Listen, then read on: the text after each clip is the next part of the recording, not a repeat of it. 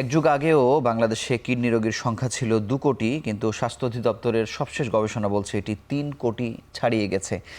কেন কিডনি রোগীর সংখ্যা বাড়ছে, তাদের শারীরিক এবং অর্থনৈতিক ক্ষতি কত বেশি হচ্ছে, এসব নিয়ে আমাদের আজকের আলোচনা। আরোগ্য নিকেতনের আজকের আলোচনার বিষয় দীর্ঘমেয়াদী কিডনি রোগের চিকিৎসা। অনুষ্ঠানটি সহযোগিতা করছে এসকেএফ ফার্মাসিউটিক্যালস লিমিটেড। এ বিষয়ে কথা বলতে আমাদের স্টুডিওতে উপস্থিত হয়েছেন স্বনামধন্য একজন কিডনি রোগ বিশেষজ্ঞ। আমাদের সঙ্গে আছেন অধ্যাপক ডাক্তার কাজী শাহনুর আলম স্যার, বিভাগীয় প্রধান, কিডনি রোগ বিভাগ, জাতীয় কিডনি রোগ ইনস্টিটিউট। আপনাকে অভিনন্দন, স্বাগত জানাচ্ছি আমাদের অনুষ্ঠানে। আপনাকে ধন্যবাদ। স্যার, জানতে চাই যে কিডনি রোগের সংখ্যা বা রোগীর সংখ্যা মানে এত বেশি বাড়ছে কেন র্যাপিডলি? এর পেছনের মূল কারণগুলো আসলে কি কি? ধন্যবাদ। আমাদের দেশে অথবা বিশ্বব্যাপী যদি চিন্তা করি, দীর্ঘমেয়াদী কিডনি রোগের প্রধান কারণ যদি বলি দুটো। একটি হলো কিডনির প্রদাহ বা নেফ্রাইটিস, আরেকটি হলো ডায়াবেটিস। আপনারা জানেন যে ডায়াবেটিস দিন দিন অত্যন্ত দ্রুত গতিতে বৃদ্ধি পাচ্ছে এবং এই কারণেই নেফ্রাইটিসও বৃদ্ধি পাচ্ছে, তবে ডায়াবেটিস তুলনামূলকভাবে বেশি বৃদ্ধি পাচ্ছে। সেই কারণেই কিডনি রোগীর সংখ্যা এখন আগের চেয়ে অনেক বেড়ে গেছে এবং দিন দিন এই প্রকোপ বৃদ্ধি পাচ্ছে, এই গতি ঊর্ধ্বমুখী। ডায়াবেটিসের কন্ট্রিবিউশনটা হার অনুযায়ী আসলে কত? আমরা যদি চিন্তা করি যে 100 জন কিডনি রোগীকে যদি আমরা বিশ্লেষণ করি, তাহলে দেখতে পাবো প্রায় 40 থেকে 45 জন কিডনি রোগী ডায়াবেটিসে আক্রান্ত, আর বাকি 40 ভাগ হলো 40 থেকে 45 হলো নেফ্রাইটিস। তাহলে বাকি থাকলো 10 ভাগ। এই 10 ভাগ অন্যান্য বিভিন্ন রোগে আক্রান্ত, যেমন ধরেন সার্জিক্যাল কিডনি রোগ, যেগুলো কিডনিতে পাথর, কিডনিতে সিস্ট, অথবা মূত্রনালীতে কোনো প্রতিবন্ধকতা বা অবস্ট্রাকশান, অথবা জন্মগত কিডনি রোগ, এগুলো মিলে বাকি 10 ভাগ, অর্থাৎ প্রায় 90% হলো ডায়াবেটিস এবং নেফ্রাইটিস। যাদের কিডনি বিকল হয়ে যায় তারাই কি আসলে পরে ডায়াবেটিসে আক্রান্ত হন, নাকি ডায়াবেটিসে আক্রান্তরাই আসলে পরে কিডনি বিকল হয়? যারা ডায়াবেটিসে আক্রান্ত তারাই আসলে কিডনি রোগে আক্রান্ত হয়। বলা হয় যে আমাদের 2 ধরনের ডায়াবেটিস আছে, টাইপ 1 এবং টাইপ 2। আমাদের টাইপ 2 ডায়াবেটিসই বেশি। তো এই টাইপ 2 ডায়াবেটিসের 40% রোগী কিডনি রোগে আক্রান্ত হয় এবং এই 40% যারা আক্রান্ত হলো তাদের মধ্যে একটা উল্লেখযোগ্য অংশ ধীরে ধীরে কিডনি বিকল বা আমরা যেটা বলি এন্ড স্টেজ কিডনি ডিজিজ, সেই কিডনি ডিজিজে আক্রান্ত হয়। কিন্তু স্যার, এই যে ডায়াবেটিস আসলে কত সময় নেয়? যেমন আমরা বলছি যে দীর্ঘমেয়াদী কিডনি রোগ, মানে এটি তো আসলে দীর্ঘ মেয়াদে থাকে বা দীর্ঘদিন ধরে আসলে এই সমস্যাটি আসলে তৈরি হয়। সেক্ষেত্রে ডায়াবেটিস কোন পর্যায়ে গেলে আসলে এই কিডনিতে এসে এফেক্ট করে? আসলে মানে আমরা যেই রোগের যে ন্যাচারাল হিস্ট্রি বলি, সেটা টাইপ 1 ডায়াবেটিস দিয়েই প্রথম গবেষণা করা হয়েছে এবং দেখা গেছে যে টাইপ 1 ডায়াবেটিস যাদের আছে তাদের 5 বছর পরেই ইউরিনে অথবা প্রস্রাবে অ্যালবুমিন নিঃসৃত হতে শুরু করে এবং এটা এই পরিমাণ আস্তে আস্তে বাড়ে 10 বছর, তারপরে 15 বছর থেকে 20 বছরের মধ্যেই আস্তে আস্তে তার সিকেডি বা দীর্ঘমেয়াদী কিডনি রোগ আক্রান্ত হয় এবং তারপরে সেটা আস্তে আস্তে এন্ড স্টেজ কিডনি ডিজিজে যায়। কিন্তু টাইপ 2 ডায়াবেটিস, যেটা আমাদের দেশে সবচেয়ে বেশি রোগী, তো সেই টাইপ 2 ডায়াবেটিসে কিন্তু রোগীরা অনেক সময় জানতে পারে না যে তার ডায়াবেটিস আছে, যেহেতু স্ক্রিনিংয়ের ব্যবস্থা নেই। সেই জন্য দেখা যায় যে যখন তার ডায়াবেটিস রোগ নির্ণীত হয় তখনই দেখা যায় যে সে কিডনি রোগে আক্রান্ত। এবং এই ডায়াবেটিস রোগীগুলো যদি নিয়মিত ফলো আপ না করে, তারা যদি নিয়মিত ওষুধ না খায় এবং কিডনি রোগ এর মানে যে স্ক্রিনিং সিস্টেম আছে সেইটাতে যদি পরীক্ষাগুলো না করে, তাহলে তারা আসলে বুঝতে পারে না যে তার কিডনি রোগে, মানে সেটা অনেক সময় অ্যাসিমটোমেটিক অথবা লক্ষণহীন থাকে প্রাথমিক পর্যায়ে। সেই জন্য রোগীরাও বুঝতে পারে না যে তার কিডনি রোগে তারা আক্রান্ত। কিডনি রোগে বিকল হবার ক্ষেত্রে ডায়াবেটিসের কন্ট্রিবিউশন সব থেকে বেশি, আপনি তাই বলছেন? জি জি। এটার পাশাপাশি আর কি কি কন্ট্রিবিউশন স্যার আছে?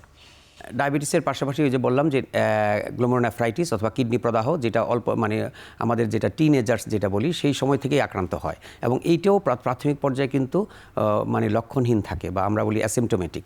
সেই জন্য যদি স্ক্রিনিং না করা হয় তাহলে এই রোগগুলো কিন্তু প্রাথমিক পর্যায়ে নির্ণীত হয় না।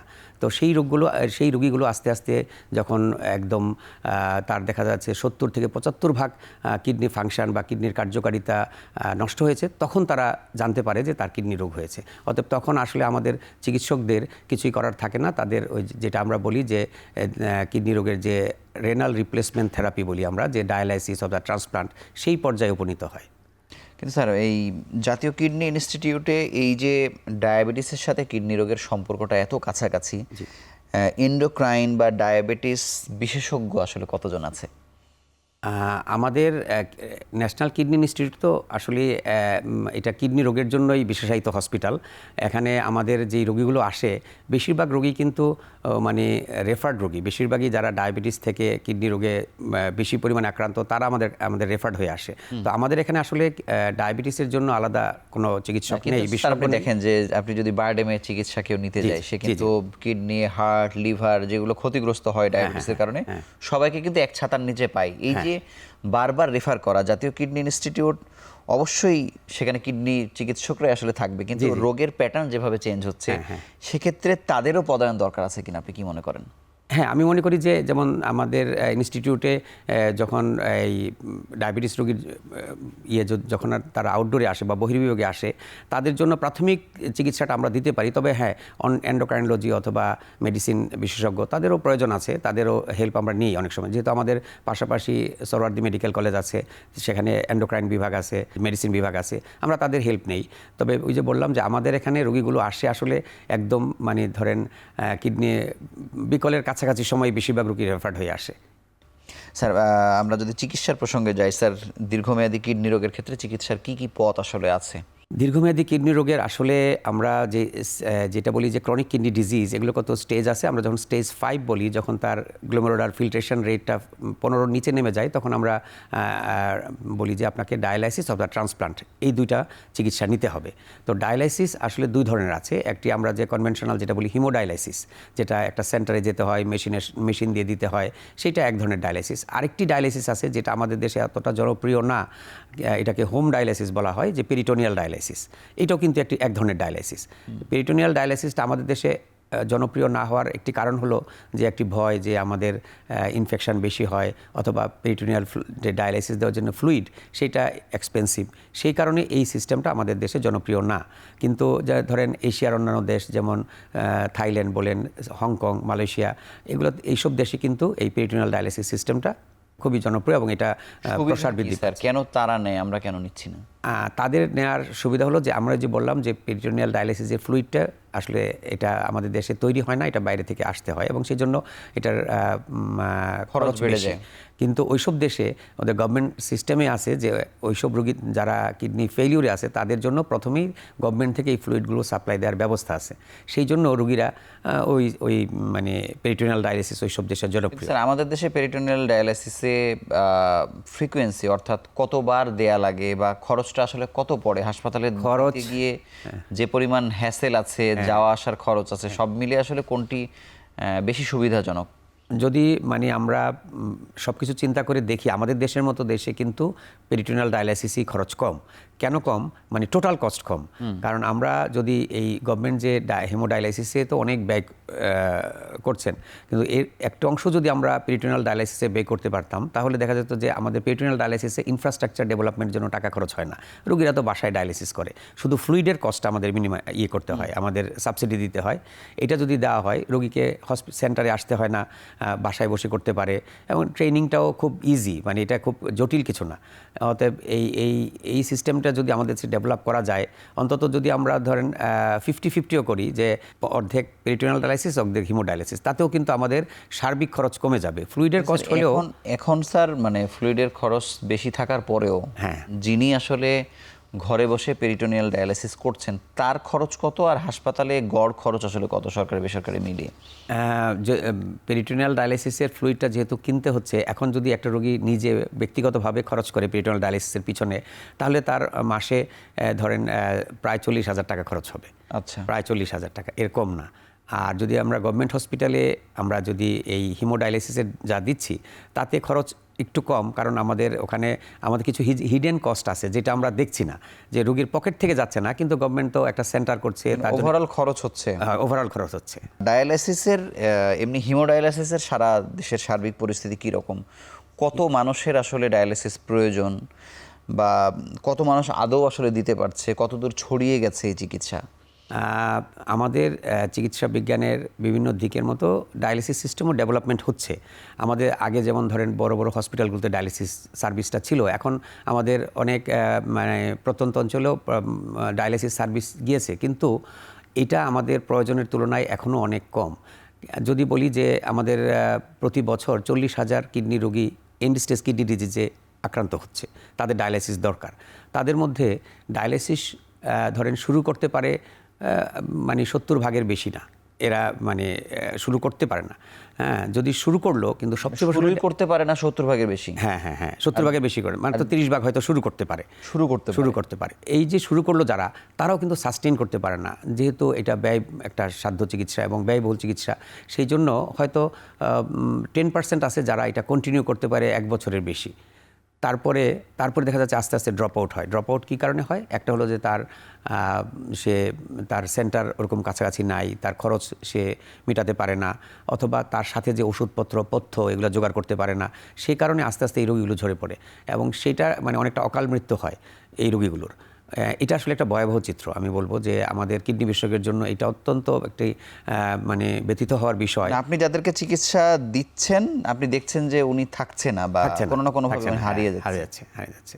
এবং এইটার মূলত কারণ হলো যে রোগীর থেকে যেই খরচটা হচ্ছে সেটা তারা মানে যেমন ধরেন আরেকটি কথা বিষয় উল্লেখযোগ্য এখানে, যে আমাদের দেশের যারা কিডনির রোগী, ডায়াবেটিস ছাড়া যে অংশটা নেফ্রাইটিস আছে, তারা কিন্তু তুলনামূলকভাবে অনেক ইয়াং।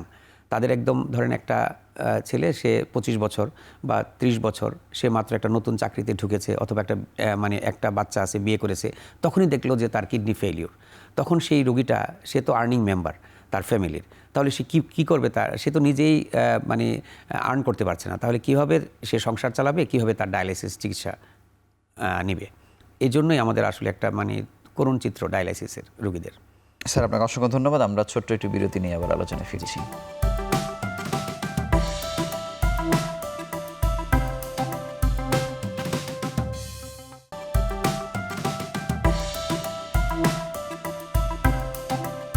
স্যার, এই যে 30%-এর মধ্যে আপনি বললেন যে যারা ডায়ালাইসিস নিতে পারে, এর মধ্যে শেষ পর্যন্ত কন্টিনিউ করতে পারে, এরকম সংখ্যা আসলে কেমন? এটা আসলে খুবই কম। আমি বলবো যে 10%-এর 5 to 10% হবে যারা কন্টিনিউ করতে পারে, যারা ডায়ালিসিস চিকিৎসা চালিয়ে যাচ্ছে, এরকম আর কি অবিরামভাবে চালিয়ে যাচ্ছে।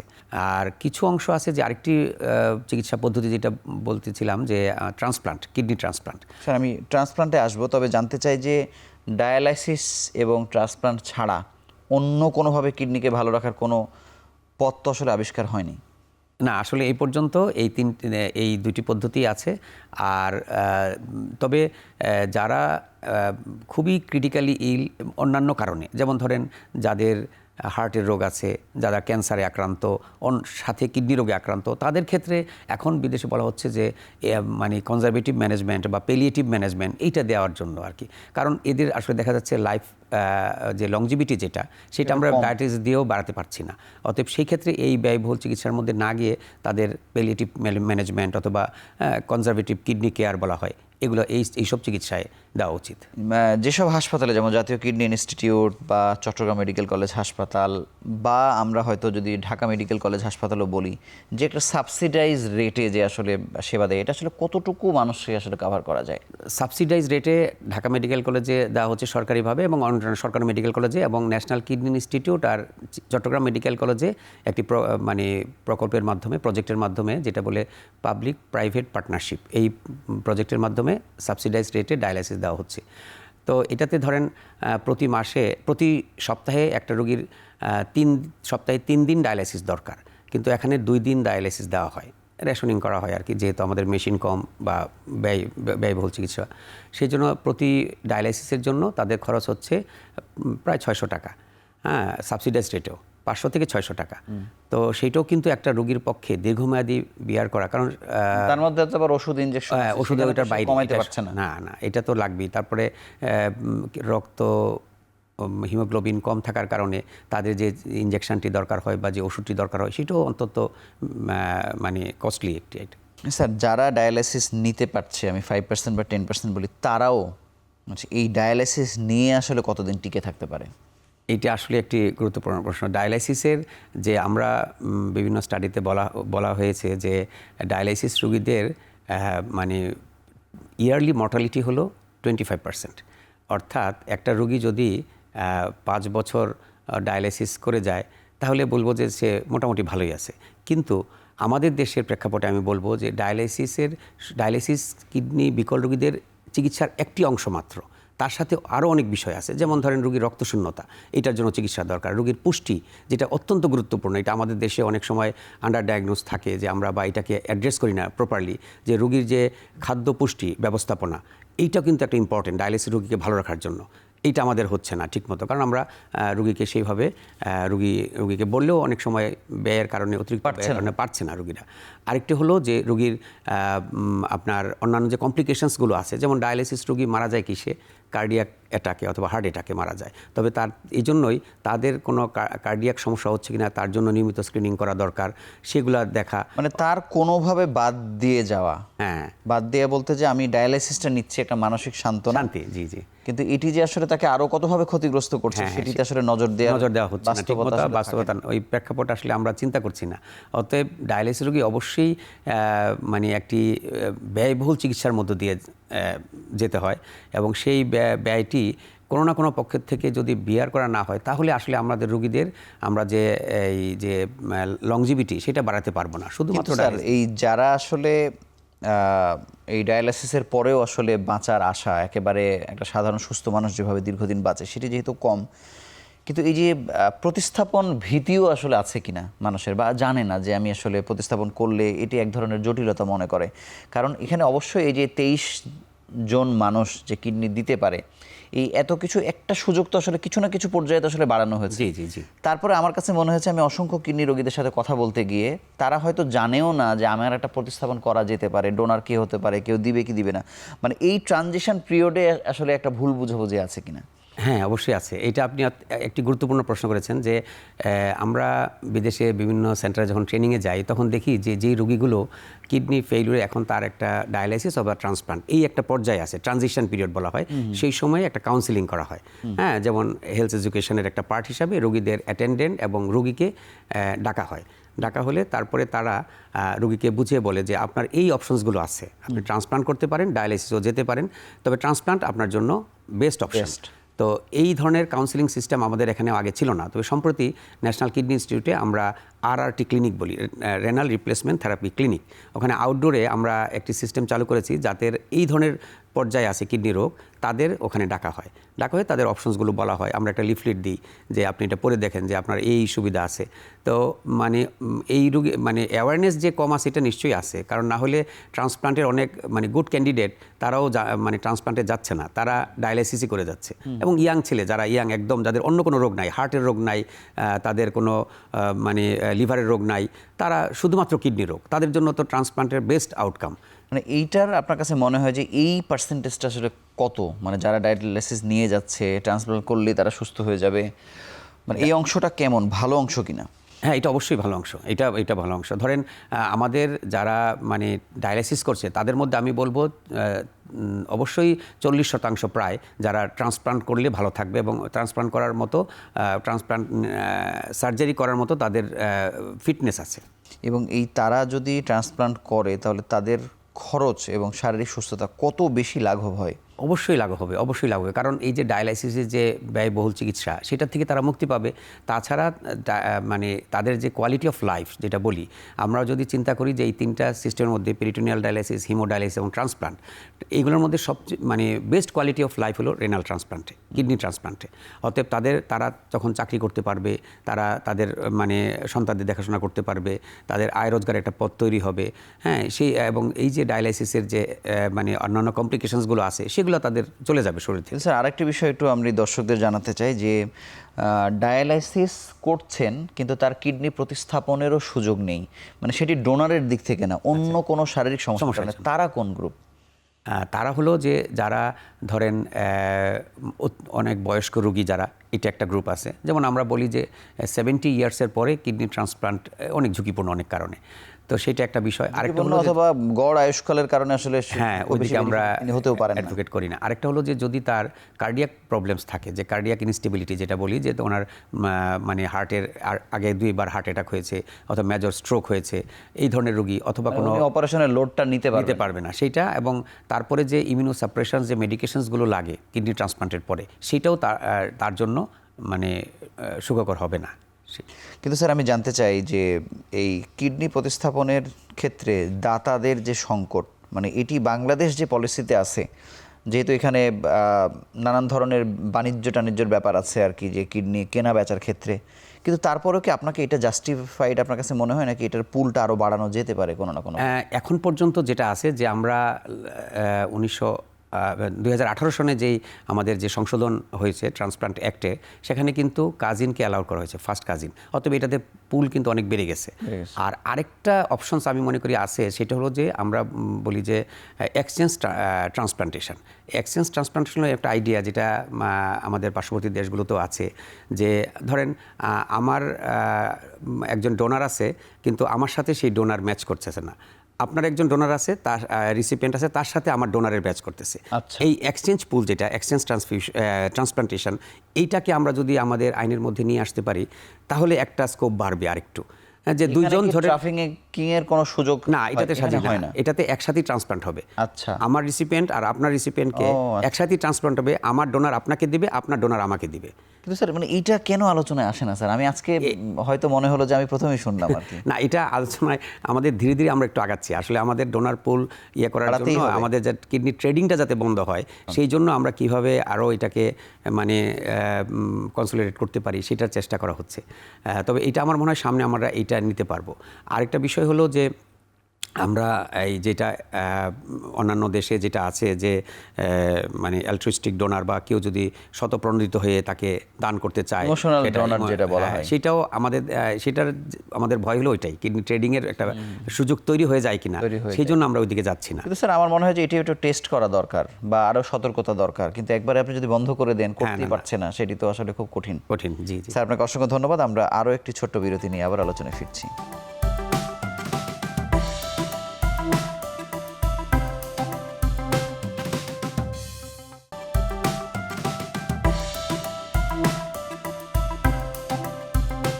স্যার, এখন আমি জানতে চাই যে বাংলাদেশে যে 3,500 বা 4,500 কিডনি প্রতিস্থাপন হলো 1988 থেকে যদি আমরা বলি নিয়মিতভাবে, এর মধ্যে আমরা দেখলাম যে একটি সেন্টারে, মানে এই যে সিকেডি অধ্যাপক কামরুল ইসলামের স্যারের সেন্টারে 1700 করে ফেলেছে। সারা বাংলাদেশ মিলে এই যে এতগুলো সেন্টার, এত জনবল, সরকারের এত সক্ষমতা, তারপরেও এটিকে আসলে আমরা কেন মানে এই অর্ধেকের বেশি, বা হচ্ছে যে এটি তো আমরা 5000 করে ফেলতে পারতাম, জি, এটি কেন পারছি না? এই জায়গাতে আসলে সংকটটা এটা নিয়ে আসলে অত্যন্ত প্রাসঙ্গিক এই প্রশ্নটি, কারণ এটা আমাদেরকেই এই কোশ্চেনের মুখোমুখি হতে হয় অনেক সময়, যে আমরা গভর্নমেন্ট হসপিটালে আছি, সরকারি হসপিটালে, কেন আমরা ডেভেলপ করতে পারছি না। আপনি দেখুন যে আমাদের যেসব দেশে ট্রান্সপ্লান্ট প্রোগ্রামগুলো খুব মানে ভালো চলছে, সেই সব দেশে কিন্তু মানে পুরোপুরি সরকারি পর্যায়ে নাই এই জিনিসগুলো। কারণ কি, আমাদের যে একটা টিম, ডেডিকেটেড টিম তৈরি করতে হয় ট্রান্সপ্লান্টের। হ্যাঁ, এই টিমটা তখন এই ট্রান্সপ্লান্ট কাজটা চালিয়ে নেয়। তার মধ্যে এই টিমের মধ্যে কে থাকে, যে ট্রান্সপ্লান্ট সার্জন থাকে, অ্যানাস্থেটিস্ট থাকে, ট্রান্সফিউশনিস্ট থাকে, নেফ্রোলজিস্ট থাকে এবং নার্সিং স্টাফ থাকে। তো এরকম একটা টিম যদি দাঁড়া করতে হয়, তাহলে সেটার জন্য আসলে একক একটা মানে গভর্নেন্স দিয়ে অথবা একক একটা প্রশাসনিক ক্ষমতা দিয়ে জিনিসটা চালাতে হয়। তো আমাদের দেশে এটা ডেভেলপ করার মানে পিছনে না করার পিছনে যেটা কারণ, সেটা আমি বলবো যে আমরা এই ডেডিকেটেড টিমটা তৈরি করতে পারি না। অনেক সময় হচ্ছে যে আমরা একটা টিম তৈরি করলাম, তারপরে ধরেন আমাদের ট্রান্সপ্লান্ট সার্জন হঠাৎ করে ট্রান্সফার হয়ে গেল, তাহলে আমাদের প্রোগ্রামটা বন্ধ হয়ে যায়। আবার ধরেন আমরা সব কিছু রেডি, আমাদের অ্যানাস্থেটিস্ট নাই। এই যে গভর্নমেন্ট হসপিটালে যে সাপ্লাই এবং ডিমান্ডের যে সময়, অল্প সময়ের ভিতরে আরেকটা হলো পরে হয়তো ট্রান্সপ্লান্ট, হ্যাঁ জি, ট্রান্সপ্লান্ট সার্জারি একটা লম্বা সার্জারি, সেই জন্য অনেক সময়ের দরকার হয়। তো একটা ডেডিকেটেড টিমকে যদি সকাল থেকে সন্ধ্যা পর্যন্ত থাকতে হয়, তাহলে তাকে যদি ইনসেন্টিভ না দেওয়া হয়, তাহলে এটা আসলে টেকসই হয় না। স্যার, এগুলো নিয়ে কোনো আলোচনা হয়েছে স্যার? এগুলো নিয়ে আমাদের মন্ত্রণালয়ের সাথে কয়েকবার আলোচনা হয়েছে, এটা নিয়ে চেষ্টা চলছে। হয়তো অদূর ভবিষ্যতে এই বাস্তবতাটা সবাই উপলব্ধি করতে পারবে, তাহলে আমাদের মনে গভর্নমেন্ট হসপিটালে ট্রান্সপ্লান্ট যে কম হচ্ছে, এটা আমি মনে করি যে আমার অবজারভেশনে এইটা একটা কারণ, যে আমরা ডেডিকেটেড টিমটা তৈরি করতে পারছি না। এটা হলেই আমাদের হয়ে যেত। যেমন স্যার, আপনি যে ইনস্টিটিউটে আছেন, জাতীয় কিডনি ইনস্টিটিউট, সেখানে অনেক বন্ধ থাকার পরে দীর্ঘদিন পরে এই জটটা আসলে খুলেছে। জি, এখন আবার কোন সংকটে পড়েছেন? না, এখন আমাদের মানে বর্তমানে যে আমাদের টিম আছে, যে ট্রান্সপ্লান্ট সার্জনরা আছেন এবং অ্যানাস্থেটিস্ট এবং আমরা নেফ্রোলজিস্টরা আছি, আমরা একটা কম্বাইন এফোর্টে এই জিনিসটা আমরা এগিয়ে নিয়ে যাচ্ছি। এখন কিন্তু আমাদের ইনস্টিটিউটে মাসে 2টা থেকে 3টা করে ট্রান্সপ্লান্ট হচ্ছে, কিন্তু আমরা একটা শঙ্কার মধ্যে থাকি যে কোনো সময় এই টিমটা ভেঙে না যায়, যে হঠাৎ করে আমাদের কাউকে ট্রান্সফার করে যেই দিল। ভাঙার কথাটা স্যার আপনি বলছেন, বা আমরা বিভিন্ন সময় বাংলাদেশের প্রেক্ষাপটে আসলে দেখে আসি যে মানে সেটি এমন না যে এখনই পরিবর্তন হচ্ছে, অতীতেও এই ঘটনাগুলো ঘটেছে। তাহলে একটি টিম যে তৈরি করা এবং রাজনৈতিক পরিস্থিতি পরিবর্তনের সাথে সাথে এটি ভেঙে চুরে ফেলা, মানে এটি থেকে বের হওয়ার কোনো পথ কি আমাদের আসলে আছে?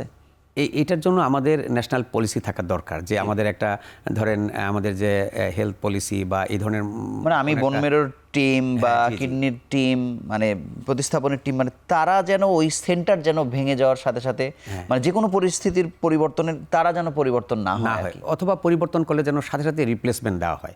রিপ্লেসমেন্ট না দিলেই প্রোগ্রামটা আসলে আবার একটু হোঁচট খায়, এবং সেটা দেখা যাচ্ছে যে যেমন বঙ্গবন্ধু শেখ মুজিব মেডিকেল বিশ্ববিদ্যালয়, এটি কিন্তু একটি পায়োনিয়ার প্রতিষ্ঠান কিডনি প্রতিস্থাপনের ক্ষেত্রে আর কি, অনেক আগে থেকে তারা আসলে করছেন, কিন্তু সেখানেও দেখা যাচ্ছে যে এই পরিবর্তিত পরিস্থিতির কারণে কেউ না কেউ আসছেন না বা আসতে পারছেন না, মুখ থুবড়ে পড়ে গেছে। মানে সাফারার কি হচ্ছে স্যার? সাফারার তো অবশ্যই রোগীরা, কারণ অনেক রোগী অপেক্ষা করছে ট্রান্সপ্লান্টের জন্য, তাদের ট্রান্সপ্লান্ট লিস্টও লম্বা হয়ে যাচ্ছে। তো আমাদের এখানে আমরা যেভাবে যাচ্ছি, আমাদের আশা করি আমরা আমাদের এই টিমটা যেটা একদম মানে ডেডিকেটেড টিম মোটামুটি আমি বলবো, তো আমরা যদি ঠিকমতো কাজ করতে পারি তাহলে ইনশাল্লাহ আমাদের ট্রান্সপ্লান্ট প্রোগ্রামটা আমরা আরও এগিয়ে নিয়ে যেতে পারবো। আমাদের আলোচনার বাইরেই স্যার মানে একটি বিষয় আমি আপনার কাছে জানতে চাই, যে কথায় কথায় আমাদের আসে না যে শিক্ষা কেন্দ্র বা হচ্ছে স্বাস্থ্য কেন্দ্র, মানে এখানকার পেশাজীবীদের রাজনীতির বাইরে রাখা বা বাইরে থাকতে পারা, এটি আপনিও মনে করেন কিনা যে বাইরে থাকা উচিত কিনা আসলে আমাদের? হ্যাঁ, অবশ্যই মনে করি। আমি এটাতে আপনার সাথে একমত। যেগুলো টিচিং ইনস্টিটিউট আছে, মেডিকেল কলেজ আছে, সেখানে এই ধরনের মানে কার্যক্রম থেকে বিরত থেকে আমাদের ফুল ডেডিকেশন হওয়া উচিত রোগীর সার্ভিসের জন্য। আমাদের আসলে এই এত যে কিডনি রোগী হয়েছে বা বাড়ছে এবং তাদের যে নানা ধরনের ঝামেলা, এক্ষেত্রে একটি আপনি কথা বলতে পারেন যে ইন্স্যুরেন্স পলিসি বা অন্য কোনো মাধ্যমে আমরা হয়তো ব্যাকআপ দিতে পারি, কিন্তু সেটিও কি সরকার সক্ষম? এটি কি আসলে সম্ভব? এটা যদি সরকারি পর্যায়ে ব্যবস্থা নেওয়া যায় তাহলে এটা কিন্তু সম্ভব। আমাদের বিভিন্ন দেশে, পার্শ্ববর্তী বিভিন্ন দেশেও এই সিস্টেমটা চালু আছে। কারণ আপনি দেখেন যে এই মানে এই কোয়ালিটি সার্ভিস এবং এটা যদি অ্যাফোর্ডেবল করতে হয় তাহলে আমাদের অবশ্যই কারো না কারো পকেট থেকে টাকাটা আসতে হবে। হয় সেটা রোগী দিবে, না হলে গভর্নমেন্ট দিবে। অথবা কীভাবে, রোগী তো দেওয়া সম্ভব না, একজনের পক্ষে তার ডায়ালাইসিস খরচ সারা জীবন এটা বেয়ার করা সম্ভব না, তাহলে গভর্নমেন্টকে হেল্প করতে, গভর্নমেন্ট কোত্থেকে পাবে টাকাটা, সেটা তো মানে আমাদের সবার থেকেই নিতে হবে। তো সেই জন্য আমরা যদি একটা মানে একদম state of the art health system, অথবা যদি আমরা বলি যে কোয়ালিটি ডায়ালাইসিস, এগুলো যদি এনশিওর করতে চাই তাহলে আমাদের এই হেলথ পলিসিতে আমাদের ইন্স্যুরেন্স সিস্টেম চালু করা উচিত, এবং সেটা প্রথমেই হওয়া উচিত ডায়ালাইসিস পেশেন্টের ক্ষেত্রে আমি মনে করি। কারণ এই ডায়ালাইসিস রোগীগুলো আমি আগেই বলেছি যে অত্যন্ত, যারা নেফ্রাইটিস থেকে রেনাল ফেলিওর হয় বা কিডনি ফেলিওর হয়, তারা একদম ইয়াং, তাদের রিহ্যাবিলিটেশনের কোনো ব্যবস্থা নাই। স্যার আপনি যেমন প্রায়োরিটির ক্ষেত্রে ডায়ালিসিস রোগীদের কথা বললেন, হার্ট অ্যাটাকের রোগীর কথা তারা হয়তো বলছেন, বা যেভাবে বলুক না কেন, মানে এটি একটি রোগের বিষয় আসলে নয়। ইন্স্যুরেন্স পলিসি টোটাল হেলথ সিস্টেমের ভিতরে যোগ করা দরকার, কিন্তু এটার ব্যাপারে জাতীয় কোনো কনসেনসাস বা ঐক্যমত কেন প্রতিষ্ঠা হয় না? আমাদের মানে যে স্বাস্থ্য অর্থনীতি একটি ইউনিট আছে স্বাস্থ্য মন্ত্রণালয়ে, আমি যেটুকু জানি যে ওনারা এটা নিয়ে কাজ করতেছিলেন। আমাদের এখনও কাজটি চলমান আছে, মানে এই বিমা ব্যবস্থাপনা চালু করা স্বাস্থ্য খাতে। এটা আসলে আমরা শুরুই করেছি অনেক পরে, এই কনসেপ্টটা আমাদের মধ্যে আসছে অনেক পরে। এটা কবে থেকে শুরু করেছি স্যার? এটা ধরেন গত 5 বছর হবে, 5 বছর কেবল আমরা আলোচনা করছি। হ্যাঁ, এইটা ইমপ্লিমেন্ট করার জন্য আসলে অনেক কিছুর বিষয় আছে। তো আমার মনে হয় যে আমরা এটা যদি আরও একটু তড়িৎ গতিতে কাজটা করতে পারি তাহলে আমাদের এই ডায়ালাইসিস রোগীদের আমরা মানে কোয়ালিটি সার্ভিস বা যেটা দরকার সেটা আমরা দিতে পারবো। তাছাড়া আমাদের কোনো পথ খোলা নাই। কিন্তু স্যার আপনি কি মনে করেন যে এই কিডনি রোগীদের পিছনে ডায়ালাইসিসের ক্ষেত্রে রাষ্ট্র বা ব্যক্তি যারা ড্রপ আউট হয়ে যাচ্ছে, রাষ্ট্র যত টাকাই খরচ করুক না কেন, এরকম একটি 1 বছরের বাজেট দিয়ে এই ঝুঁকিপূর্ণ মানুষগুলোকে খুঁজে বের করা সম্ভব পরীক্ষা নিরীক্ষার মাধ্যমে? ওই পথটি আসলে আরও সহজ কিনা? অবশ্যই প্রিভেনশন, আমরা সময় বলি প্রিভেনশন ইজ বেটার দেন কিউর। আমরা যদি প্রাথমিক পর্যায়ে রোগটি শনাক্ত করতে পারি তাহলে এই অনেক রোগীকে আমরা এই যে এম স্টেজে নিয়ে মানে পতিত হচ্ছে তারা, এই স্টেজ থেকে আমরা মানে ফেরাতে পারবো। অতএব আপনি যেটা বলছেন যে প্রাথমিক পর্যায়ে রোগ শনাক্ত করা এবং তাদের খুঁজে বের করে ঝুঁকিপূর্ণ রোগীদের স্ক্রিনিং চিকিৎসা সেবা দেওয়া, সেটা অবশ্যই দরকার। এবং সেটা মানে আমাদের মতো দেশের যাদের ইকোনমিক স্ট্যাটাস অত ভালো নয় তাদের ক্ষেত্রে আমি মনে করি যে আমাদের জন্য আরও বেশি দরকার। এবং এটা আমাদের মানে পলিসিতেই থাকা উচিত যে আমরা আমাদের যে non communicable disease screening system আছে সেই সিস্টেমে নিয়ে যাওয়া, এগুলোকে অন্তর্ভুক্ত করা। তাহলে আমাদের মনে হয় যে আমরা প্রিভেনশনটা আরও বেশি করতে পারবো এবং কম সংখ্যক রোগী এই এন্ড স্টেজে যাবে। যেমন ধরেন আমি বলি যে এই যে নেফ্রাইটিস বললাম, নেফ্রাইটিসটা তো অনেক সময় অ্যাসিমটোমেটিক থাকে। স্কুল লেভেলে যদি আমরা এই নেফ্রাইটিসটাকে একটা রুটিন স্ক্রিনিংয়ের মাধ্যমে ধরতে পারি, যে যাদের ইউরিনে প্রোটিন যাচ্ছে যেসব ছেলেদের অথবা মেয়েদের, তাদেরকে আমরা আলাদা করে ফেলতে পারি, তাদের একটা আলাদা মানে গ্রুপ তৈরি করে তাদের চিকিৎসার ব্যবস্থা করতে পারি, তাহলে এই অংশটা এই নেফ্রাইটিস থেকে এই কিডনি ফেলিউরে যাওয়ার সংখ্যা অনেক কমে যাবে। আবার ধরেন ডায়াবেটিস যারা আছে, ডায়াবেটিস রোগীরা ওই যে বললাম যখন শনাক্ত করা হয় ডায়াবেটিস, তখন দেখা যায় তার কিডনি রোগও চলে আসছে। কিন্তু স্যার এই যে আপনি স্কুল পর্যায়ে যেটি বলছেন এটা কনসেপ্টটা খুবই ভালো, কিন্তু পৃথিবীতে কি আসলে স্কুল পর্যায়েও এরকম স্ক্রিনিং অবশ্যই আছে। যেমন ধরেন এই যে জাপানের এই একটা নেফ্রোপ্যাথি বলে আইজিএ নেফ্রোপ্যাথি, ওদের একটা নেফ্রাইটিস একটা টাইপ, এটা জাপানে খুব বেশি ছিল। এবং জাপান প্লাস তার সাথে যে অন্যান্য দেশগুলো আছে সেই আশেপাশের দেশগুলোতেও ওরা কিন্তু মানে এই স্কুল হেলথ স্ক্রিনিং যেটা এটা চালু করার পরে দেখা যাচ্ছে অনেক রোগী প্রাথমিক পর্যায়ে শনাক্ত হয়ে যাচ্ছে। এবং সেই রোগীগুলোকে তখন ইয়াং স্টেজ থেকে যদি তাদের রেগুলার ফলো আপে রাখা হয় তাহলে দেখা যায় তারা এন্ড স্টেজে অথবা চূড়ান্তভাবে কিডনি বিকল যেটা আমরা বলি সেই স্টেজে যাচ্ছে না। তাহলে ওই যে ডায়ালিসিস খরচটা আমার বেঁচে যাচ্ছে। তাইলে আমি প্রিভেন্টিভ স্টেজে যদি আমি কিছুটা ব্যয় করি তাহলে আমার একটা বড় ব্যয় থেকে আমরা বেঁচে যাচ্ছি। হ্যাঁ, এগুলো আসলে সমন্বিত উদ্যোগ দরকার। তো আমাদের আসলে স্বাস্থ্য ব্যবস্থাপনাটা এখনও আসলে আমরা সব কিউরেটিভ ট্রিটমেন্টের দিকে আছি, প্রিভেন্টিভের দিকে আমাদের নজর কম। সেটা যদি আমরা একটু বিস্তৃত করতে পারি তাহলে আমার মনে হয় যে এই আমাদের এন্ড স্টেজে কিডনি রোগী যে আক্রান্ত হচ্ছে এই সংখ্যাটা আমরা কমাতে পারবো। আপনাকে অসংখ্য ধন্যবাদ। আমরা আরও একটি বিরতি অর্থাৎ শেষ বিরতি নিয়ে আবার আলোচনায় ফিরছি।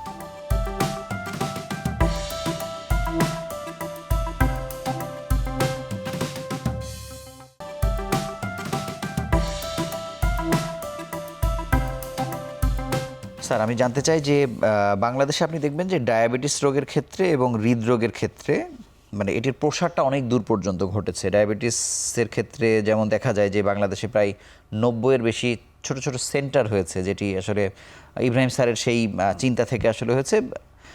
হৃদরোগের ক্ষেত্রে এত দূর না হলেও মানে সেটিরও একটি প্রসার ঘটেছে যে আমাদের দেশের বাইরে আসলে যাওয়া লাগে না। কিডনি রোগের ক্ষেত্রে হয়েছে। আমার কাছে মনে হচ্ছে ব্যক্তিগতভাবে যে এখানে একটা ভালো লিডারশিপ ছিল, যে কারণে তারা এত দূর পর্যন্ত টেনে নিয়ে গেছেন।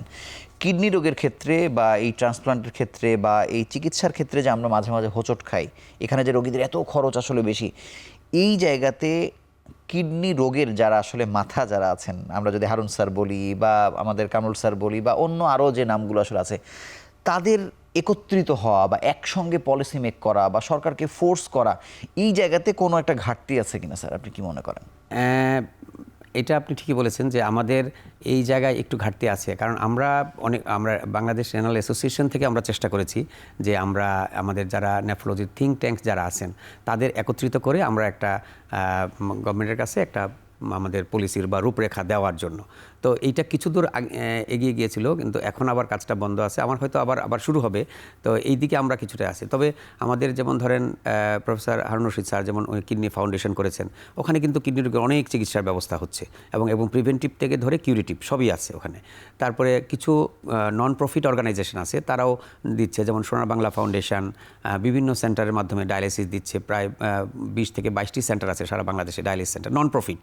তাদের খরচ অনেক কম। ডায়ালিসিস কত টাকায় করতে পারে? তারা ধরেন যদি ডায়ালিসিস 2200 টাকায় ডায়ালিসিস হচ্ছে, যেটা বাইরে ধরেন 3000 থেকে 3500 টাকা এটা হচ্ছে, এবং এটা প্রত্যন্ত অঞ্চলেও আছে। যেমন ধরেন পঞ্চগড়েও সোনার বাংলা ফাউন্ডেশনের ডায়ালিসিস সেন্টার আছে।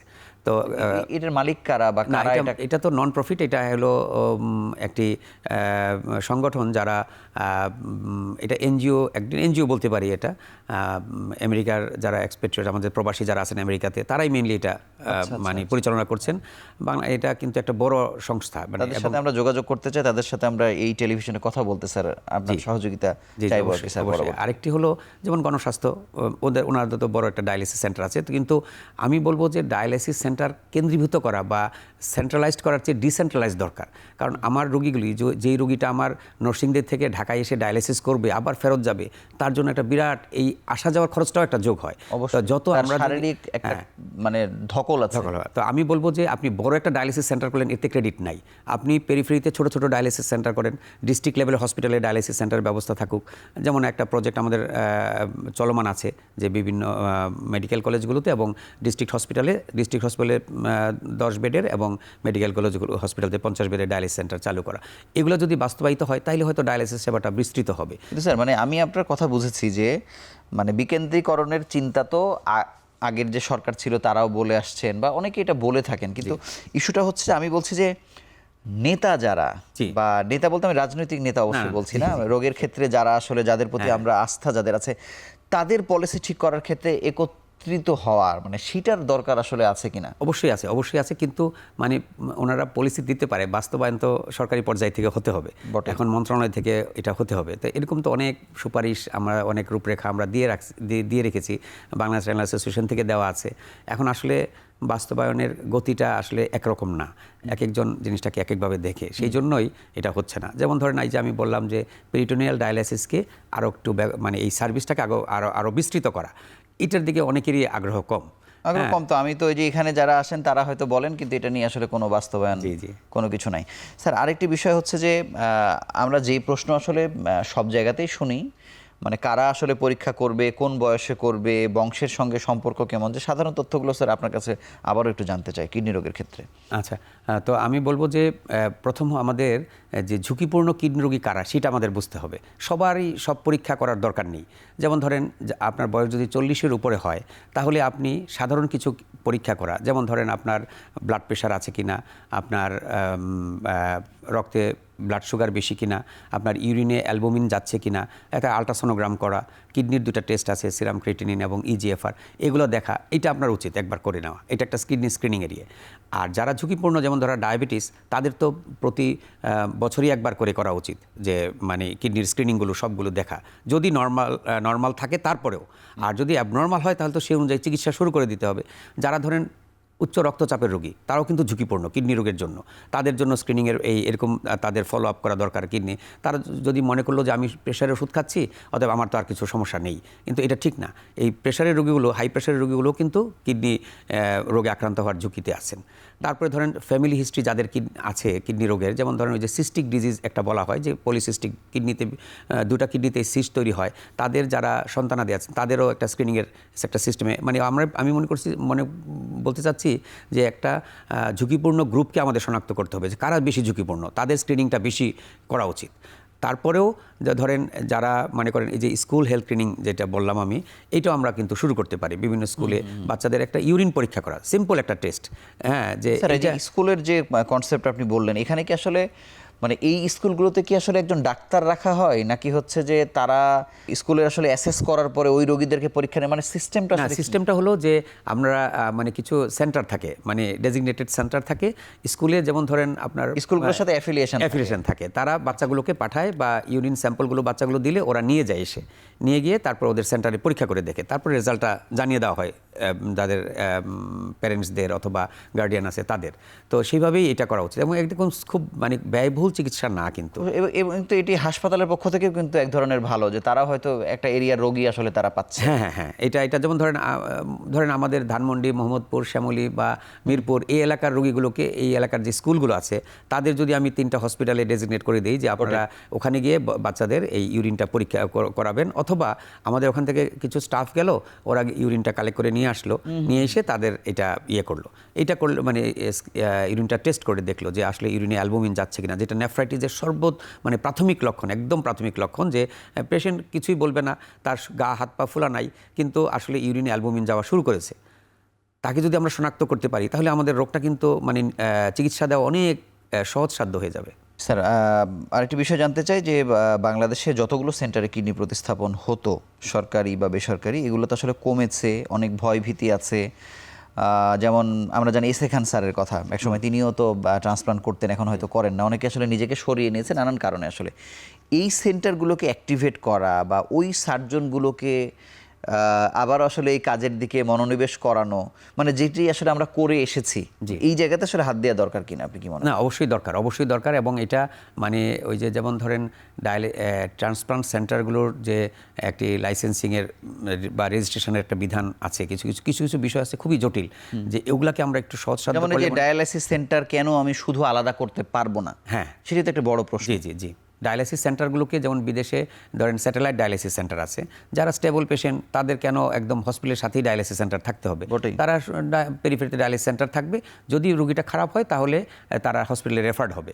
তো এই ধরনের মানে একটা সিস্টেম আছে যে ডায়ালাইসিস সেন্টারগুলো হসপিটালের সাথে অ্যাটাচ থাকতে হবে। তার কারণে আমাদের কিন্তু অনেক ডায়ালিসিস সেন্টার ডেভেলপ করতে পারছে না। যেমন যেটা সোনার বাংলা ফাউন্ডেশনের কথা বললাম, ওনাদের ডায়ালিসিস সেন্টারগুলো কিন্তু হসপিটাল নাই, ওরা ডায়ালিসিস সেবা দিচ্ছে। আচ্ছা, হ্যাঁ, কিন্তু তাদের হসপিটালের এটার জন্য অনুমতি দেওয়া হয়েছে না, ওদেরও হসপিটালের রেজিস্ট্রেশন নিয়েই করতে হচ্ছে। ও আচ্ছা, তাহলে এই সিস্টেমটাকে আমরা বাস্তবতা নিরিখে আরেকটু সহজ করা যেতে পারে। আর যেটা বলেন, আমরা যারা ট্রান্সপ্লান্ট সার্জন আছে তাদেরকে আমাদের বাংলাদেশে এখন মাত্র 25 জন ট্রান্সপ্লান্ট সার্জন। অতএব এই স্বল্প সংখ্যক সার্জন দিয়ে যদি আমাদের এই ট্রান্সপ্লান্ট প্রোগ্রামটাকে আরও মানে বেগবান করতে হয় বা আরও বিস্তৃত করতে হয়, তাহলে তাদের কীভাবে ইনসেন্টিভ দেওয়া যায়। সিকেডিইউর প্রফেসর কামরুল ইসলাম সাহেব, উনি যদি একাই যদি 1700 ট্রান্সপ্লান্ট করতে পারেন, তাহলে আরো তো 10টা ট্রান্সপ্লান্ট তৈরি হতেই পারে, যদি করতেই পারে। হ্যাঁ, তিনি সুযোগ করেছেন ব্যক্তিগতভাবে, কিন্তু রাষ্ট্র যদি এটার দায়িত্ব নেয় তাহলে তো আরো বেশি করা সম্ভব। এবং এটা যদি এনকারেজ করা, উৎসাহিত করা হয় ট্রান্সপ্লান্ট প্রোগ্রামটাকে, তাহলে একদিকে লাভ হবে, আমাদের রোগীদের কোয়ালিটি অফ লাইফ বাড়বে, ট্রান্সপ্লান্টের সংখ্যা বাড়বে, আর আরেকদিকে ডায়ালাইসিসের পিছনে যে খরচটা হচ্ছে আমাদের, সেটা কমে যাবে। কিডনি রোগের প্রসার ঘটানোর ক্ষেত্রে, মানে কিডনি রোগের চিকিৎসার, মানে আছে না যে ডায়ালাইসিস তো আমি 64টা জেলায় করতে পারছি না, জি, মানে সেই জায়গাতে আমরা আসলে কতটা পিছিয়ে এখনো আছি? আমরা অবশ্যই এদিক দিয়ে একটু পিছিয়ে আছি। আমাদের সুযোগের একদম যে সুযোগ নাই তা না। আমরা মনে করি, যেমন মেডিকেল কলেজ যেগুলো আছে আমাদের এখন, এক্সিস্টিং যে সরকারি মেডিকেল কলেজগুলো আছে, সেখানে যদি আমরা কিডনি বিভাগটাকে শক্তিশালী করতে পারি, প্রয়োজনীয় মানে এখন কিন্তু কিডনি বিশেষজ্ঞের সংখ্যা বেড়েছে আগের চেয়ে, হ্যাঁ, মানে নেফ্রোলজিস্ট বেড়েছে, তাদের যদি জায়গা মতো ওদের যদি প্রদায়ন করা হয়, কাজের সুযোগ করে দেওয়া হয়, তাহলে মনে হয় আমাদের, যেমন ধরুন অনেক নেফ্রোলজিস্ট আছে যারা কিডনির রোগের যেখানে চিকিৎসা নাই সেখানে পদায়িত আছে। অতএব তার যে জায়গাগুলোতে তাদেরকে নিয়ে আসা যদি সবাইকে এইভাবে নেওয়া হয়, এবং আপনি জানেন যে একটা পদোন্নতির একটা ধাপ তৈরি করতে হবে, তাহলে মানুষ উৎসাহিত হয় কাজে, মানে চিকিৎসকরা উৎসাহিত হয়। সেভাবে যদি এগুলাকে একটু নজর দেওয়া হয়, তাহলে আমার মনে হয় যে এখন যে কয়জন নেফ্রোলজিস্ট আছে বাংলাদেশে, তাদের দিয়েও আমরা অনেক বেশি সংখ্যক মানুষকে সেবা দিতে পারি। আমার এমনও হয় যে রাজনৈতিক কারণে তিনি হয়তো পদোন্নতি পাচ্ছেন না, এই ঘটনাগুলো তো বাংলাদেশে আছে।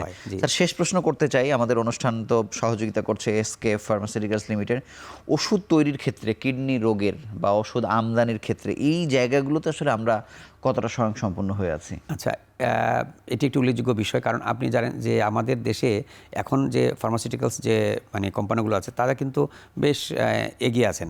আমি ব্যক্তিগত মনে করি যে কিডনি রোগীর জন্য যেই সব ওষুধগুলো দরকার, যেমন ধরেন আমাদের ব্লাড প্রেশারের ওষুধ, কিডনি রোগের মানে যাতে নেফ্রাইটিসের জন্য যে ওষুধগুলো দরকার হয়, তারপরে আমাদের যে ট্রান্সপ্লান্টের পরে যে ওষুধগুলো দরকার হয়, ইমিউনোসাপ্রেশনস বলি আমরা, সেগুলো কিন্তু আমাদের প্রায় সব ওষুধ এখন বাংলাদেশে তৈরি হচ্ছে। পেরিটোনিয়াল ডায়ালিসিসের যে ফ্লুইডটা, সেটা এখনও বাইরে থেকে আসছে, সেটা এখনও সিঙ্গাপুর থেকে আছে, সেই জায়গায় আমরা পিছিয়ে আছি। এইটা যদি আমরা নিজের দেশে তৈরি করতে পারি, অথবা কোনো জয়েন্ট কোলাবোরেশনে বাইরের কোম্পানির সাথে যদি আমরা তৈরি করতে পারি, যাতে স্ট্যান্ডার্ড হয়, হ্যাঁ, মানসম্পন্ন ফ্লুইড তৈরি হয়, তাহলে আমাদের কিন্তু এই পেরিটোনিয়াল ডায়ালিসিসের খরচটাও কমে যাবে।